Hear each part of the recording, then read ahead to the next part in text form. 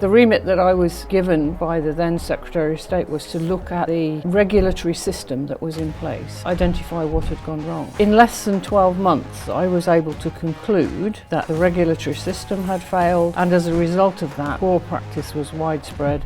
Dame Judith Hackitt is the go-to expert on building and fire safety. She spent nearly a decade as chair of the Health and Safety Executive and led the independent review of building regulations and fire safety following the Grenfell Tower fire. Those poor practices in looking after the building and everything to do with that were clear to me from every conversation I had with people. So are we sitting on a ticking time bomb? Lots of people knew that things were wrong, but I don't think anyone knew quite how devastating the consequences, failures, weaknesses in the overall system. People would say, it's not me, it's them. I do my bit, but the problem is someone else. Some of your responsibilities are to ensure that the people you employ are also people who are having the courage to go and look and find what problems there are. There's two things the Building Safety Regulator should do. One of the things the whole industry needs to do, I think, is the problem is, of course, they get met with people saying, just tell me what to do and I'll do it.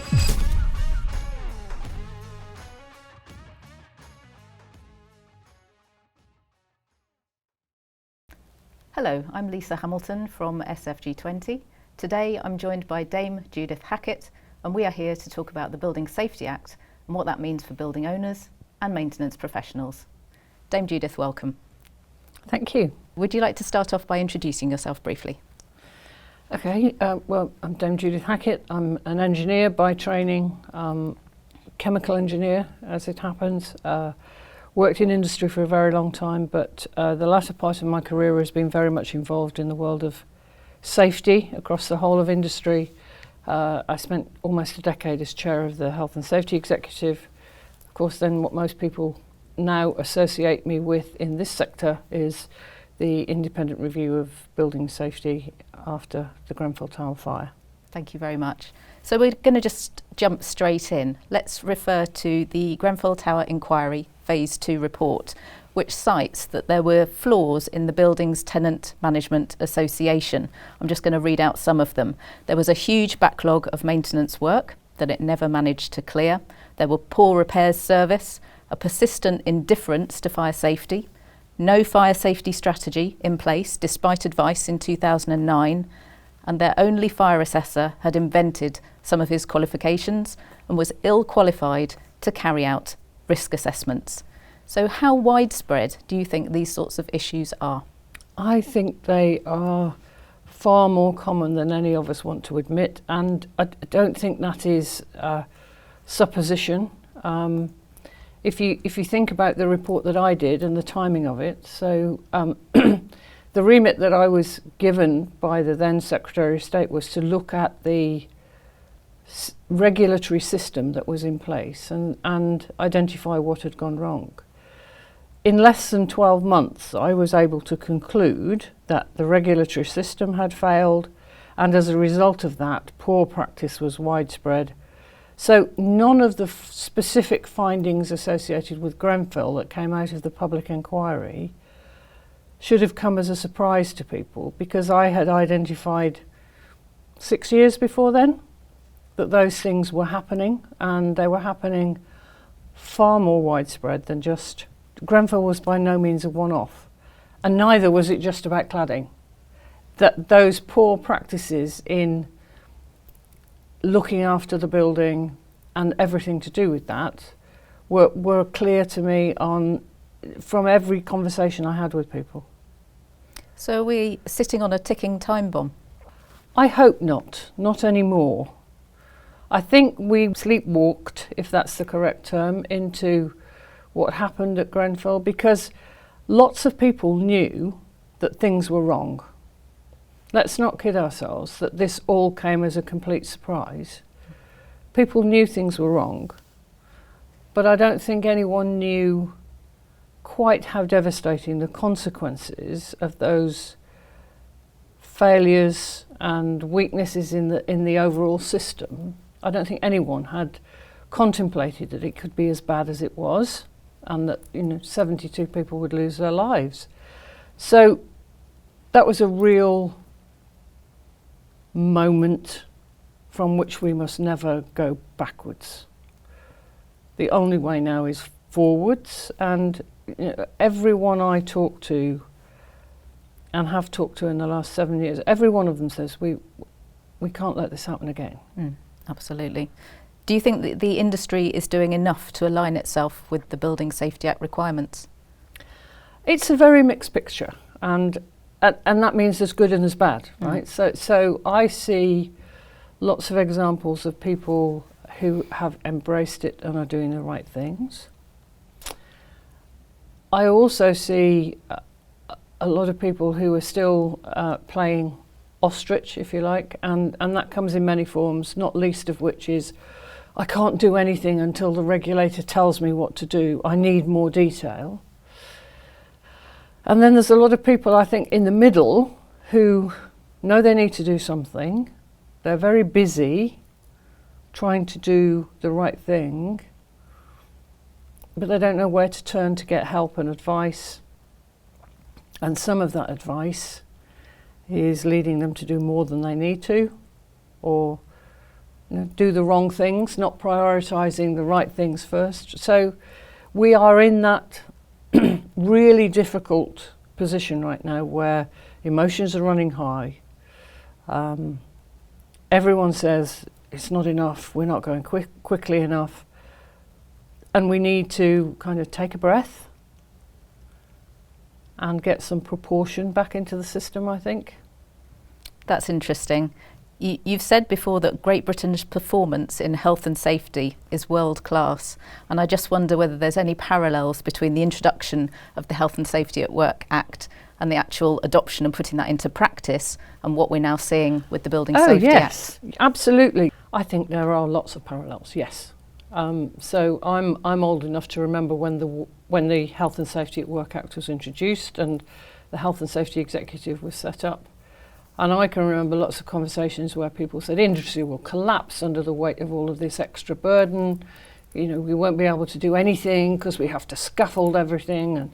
And there was a kind of pendulum swing into this is awful. But at the same time, I think some industries recognised that there really was a need to do something about the harm that we were causing to people in the workplace back then. Remember, we were talking about in the 70s, over 1,000 people dying at work every year from accidents, let alone health-related things. So it took a long time, and the pace was different in different sectors at which people got their head around what it really meant in practice and why it was that the Health and Safety at Work Act moved us away from prescription of do all of these things and tick off these things on a list and you'll be okay, to the regulator saying, I'm not going to tell you what to do, you have to decide because this is your responsibility. So there are many, many parallels. It probably took us, in the case of the Health and Safety at Work Act, 20 years before we got to the point where the majority of people got it. That is not to say that we can take 20 years to get there with the Building Safety Act, because the principles are the same. What we're now talking about is that same duty of care that the Health and Safety at Work Act places on people to look after their own employees. That focus now has to be equal on the safety of those who will live and work in and use the buildings. Absolutely. So in what ways does the Building Safety Act and the associated regulation place greater responsibility on maintenance teams? Well, I think the first thing to say is that it provides clarity of who is responsible.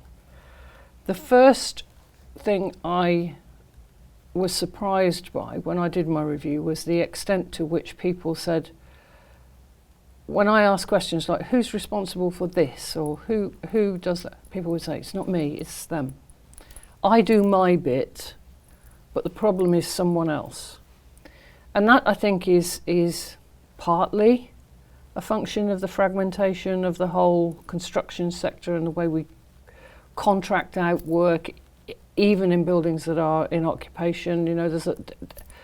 there are some very complicated models of how things are managed and so on. So, but what's clear is there's been no proper line of responsibility and accountability in the past, and what we've put in place is exactly that. That doesn't mean to say that simply because you're the principal accountable person that you carry all of the responsibility.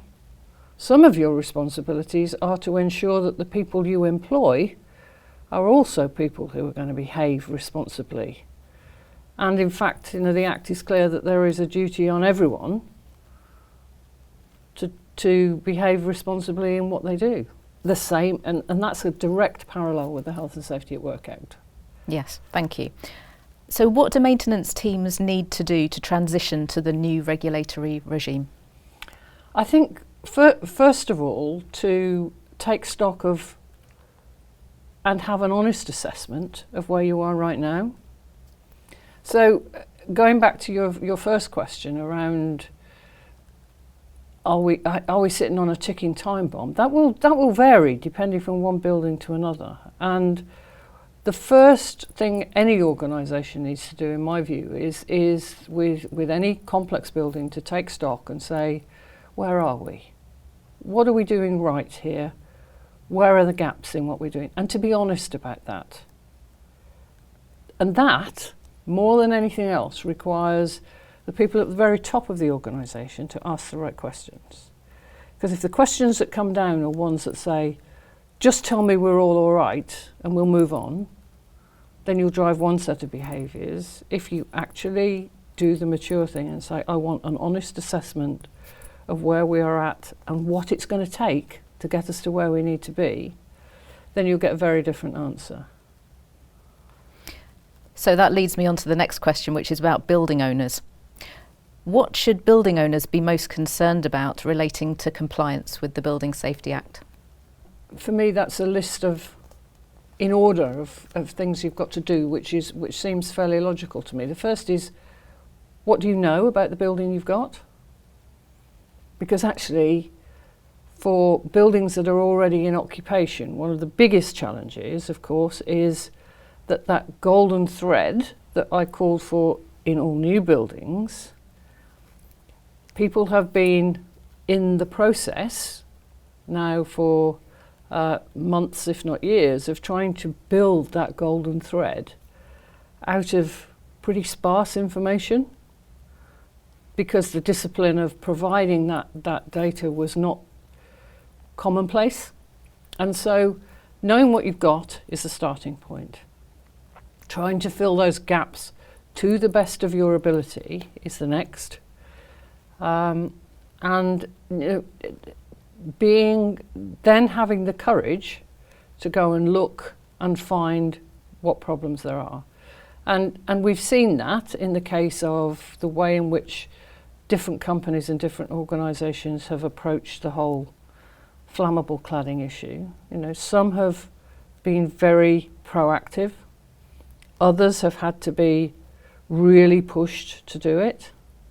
And some of that is because they don't know. Part of the problem is they know or suspect that the cladding is not the end of the story by any means, and when they remove the cladding they're going to find other more serious problems behind it. Mm-hmm. But the reality is you need to know what you've got. It's no good not looking, because when the regulator comes round to your building, they are going to expect you to have used your best endeavours to find out what you can about the building. Okay. What actions can building owners take to mitigate the risk that they carry? I think the answer is pretty much the same, actually. Know what you're dealing with and then get advice, experts to help you decide what are the most important things to fix first. Mm-hmm. Again, one of the things I hear a lot is people saying they come up with long work lists, right? And it feels a bit like the hospital waiting list problem. That if you just measure how many things need to be fixed, there is a real tendency then that you try and manage the numbers to get the number down, rather than managing the risk, which is where you should be. Because doing one thing may well take a big chunk of risk out of the system and leave you with lots of other small things that can be fixed later. Or you could fix 20 small things and it really won't make a hill of beans difference to the risk that you're dealing with. So it's really important to do the right things and the things that will make the most difference first. So take a risk-based approach. Yeah. Yeah. Yeah. I'm wondering what cost implications are associated with the new legal requirements that CEOs and financial directors need to be aware of and budget for. Again, it will vary enormously depending upon past practice, because again, let's not tar everyone with that same brush that says all buildings built in the last 50 years are, poor quality. That's not the case. But knowing what you've got and knowing what the size of that liability is really important. And I've seen some really good examples of companies who are doing that and doing it well, and who are taking that mature approach that says this is going to be on our balance sheet for the next 5-10 years until we've fixed it. That's the kind of pragmatic approach that needs to be more widespread, I think, rather than just, as I said, trying to manage the numbers. Thank you. What role do you think the Building Safety Regulator should play in driving compliance within building maintenance? I think there's two things the Building Safety Regulator should do and is trying to do. The first of which is to make it clear who is responsible, and also continuing to remind people that they are not looking for overnight fixes to everything, but they are looking for proper plans to improve things over time. I think they're doing both of those things and doing it well. But the problem is, of course, they get met with people saying, just tell me what to do and I'll do it. Well, they can't tell you what to do because it will be different in different buildings for all the reasons I've just explained. Until you've done that risk profile and know what the biggest risks are in that building. So a list of things from the Building Safety Regulator isn't going to help. But all of those words around, proportionality, having a plan and so on. And in due course, I think, as they do their job, and let's remember that they're still in startup mode. So they know they are having some teething problems dealing with the volume of work, and they are addressing them, and things will get better. But I think for them in due course to be able to show people examples of what good looks like is going to help clear some of this fog in people's minds around, I don't know what they're looking for, I don't know what they want. Okay.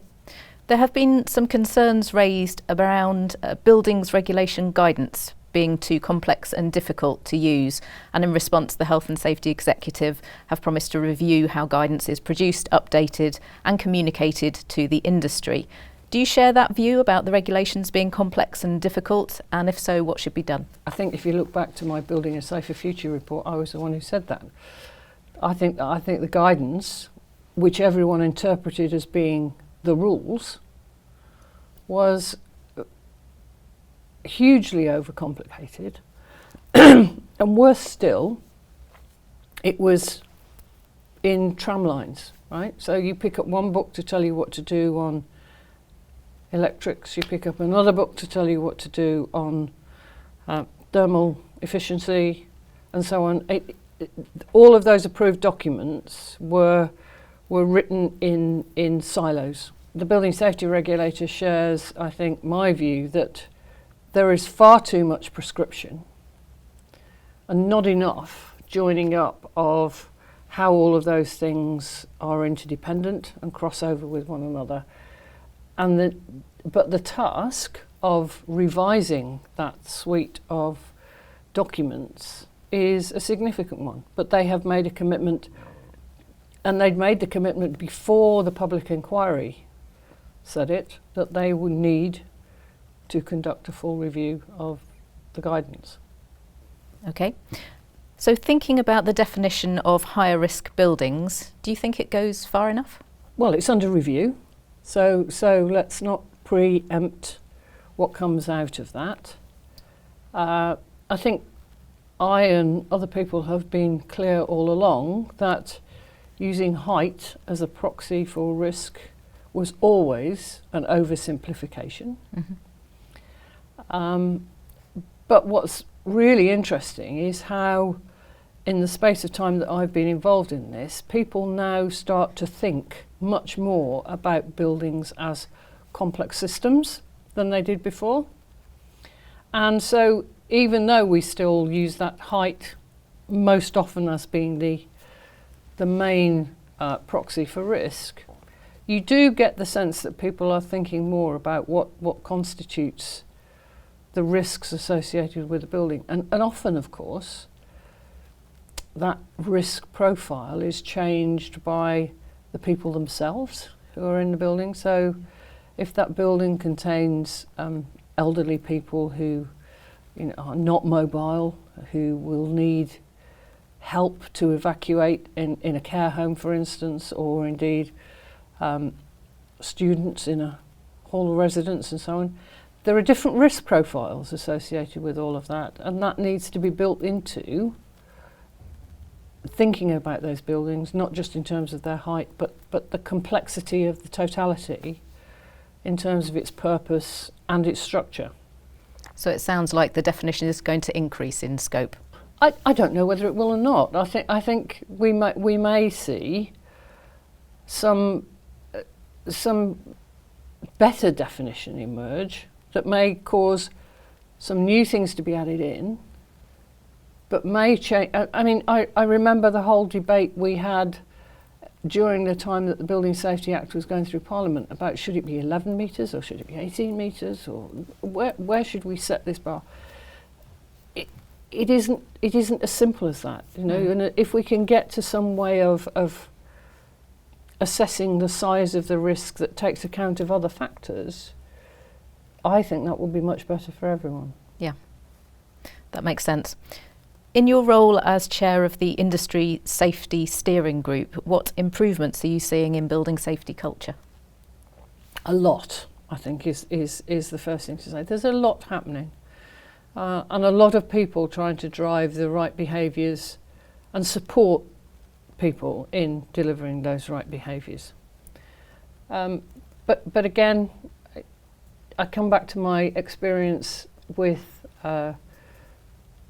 other regulatory frameworks.